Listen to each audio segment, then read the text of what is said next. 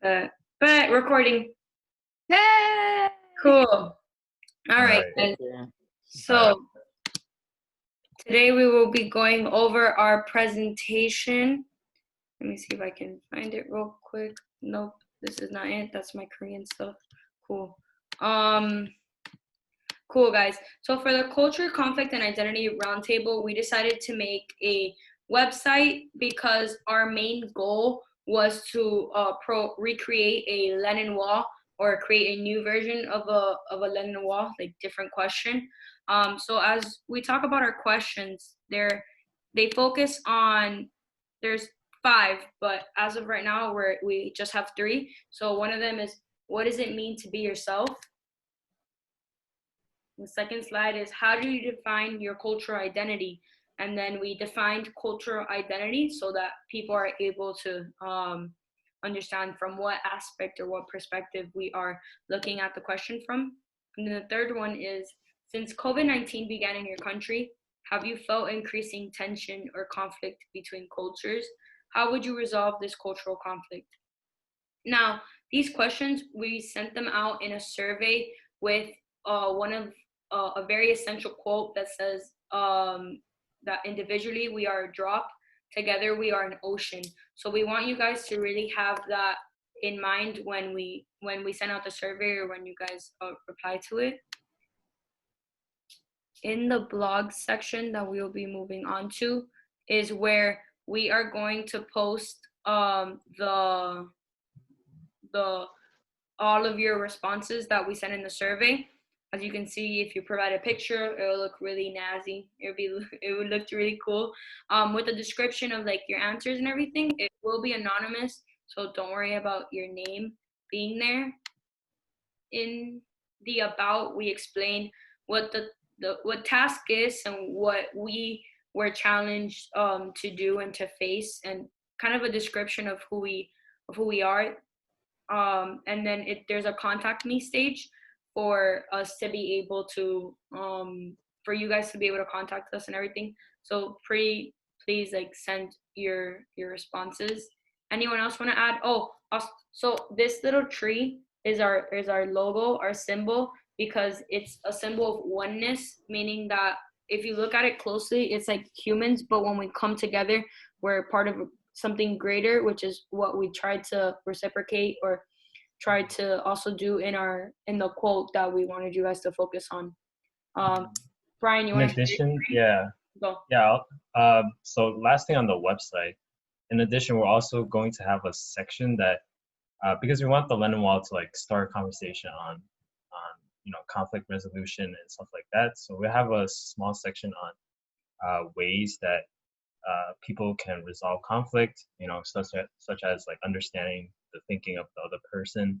And we may go through like certain case studies, like with in our real life, and also with some of the responses that we have from the survey. So I will share the survey just so you guys can see what it looks like.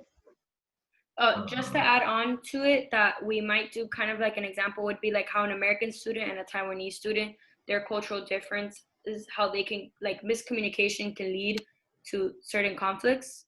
Brian, if you could share your screen. Yeah. So this is the survey, and as Diana mentioned, like this is like our main quote, and we included some background information on like what TASC is and like the Cultural Conflict Roundtable. In addition, we asked the questions that were required, and we also had a section where you can upload an image, like something that speaks about your identity, and we've sent it out to a bunch of our friends, and also I shared it on like Facebook with the subtle Taiwanese traits, but I think only a few people responded so far. But we do have like 35 responses already, which is pretty good. I'll pass it over to Jackie, Kitty, and Kim if they want to talk about some of the responses that we have so far. Yeah, so I have looked at some of the responses. I'll actually share the screen again. Um, hold on one second. So if you go to the responses, our responses range from people from the United States, people from Taiwan, people even from Venezuela and the Congo. So we are really trying to get to a wide range group of people. And so far we have gotten 35 responses in different languages and lots of different types of responses. Once we get more responses, I think we're going to start to group them and see what types of common trends that we see upon people from different places and different cultural backgrounds. This is also a work in progress since we just got feedback from Robert during our roundtable. So we will be fixing everything up. Brian, I think, sorry, you had to say something? Yeah, I think so.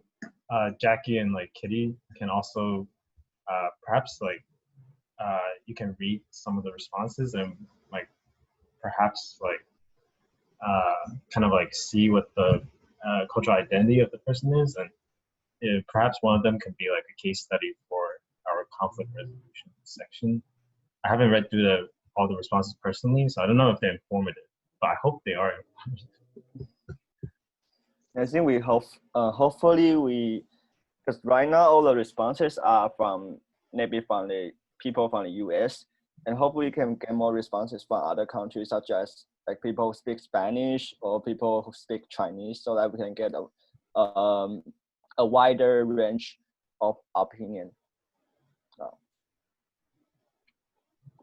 Also, we're thinking it's still up in the air, but to make kind of like a chart of like American cultural characteristics, like especially when you're having a conversation in Taiwanese cultural characteristics. So Kitty and Jackie can fill out the American side, and then like Kim, Brian and I can fill out they can fill out the Taiwanese side, we can fill out the American side, so that we can see little things that you wouldn't know or wouldn't take into consideration where you think it's something miscommunication. And this is just this whole website and everything that we're doing is just to start the conversation of cultural conflict. And it doesn't when you say cultural conflict, it's very general, and you have to be very specific when you talk, because every culture is different.